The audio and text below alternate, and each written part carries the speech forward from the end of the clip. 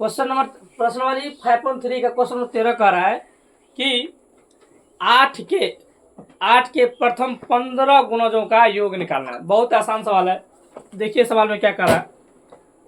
लिखेंगे 8 के कितने के 8 के प्रथम 15 गुणजों का योग, यही सवाल कर रहा है। इसका मतलब क्वेश्चन ये हुआ, यह क्वेश्चन में कह रहा है कि 8 को 15 से मल्टीप्लाई करना है और उसके बाद क्या करना है, योगफल निकालना है।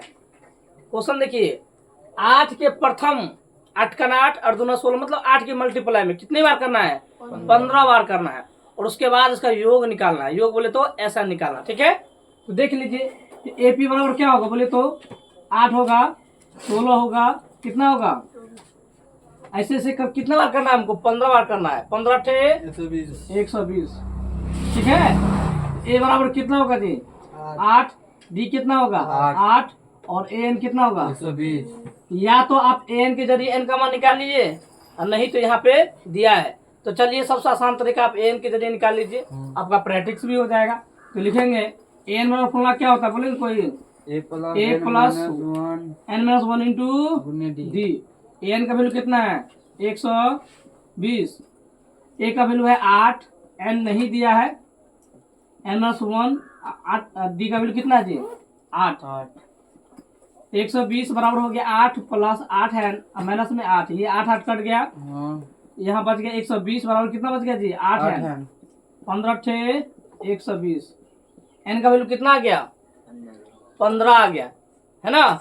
अब लिखेंगे प्रश्न से अकॉर्डिंग टू क्वेश्चन। SN बराबर, SN का फॉर्मूला होता है n/2 इंटू, या तो हम एक फॉर्मूला और भी लिखाए थे, जब AN दिया रहता है तो इसका लिखाए थे हम A प्लस AN, ये लिखाए थे ना। N का वैल्यू कितना है जी 15 दिया है, 15/2।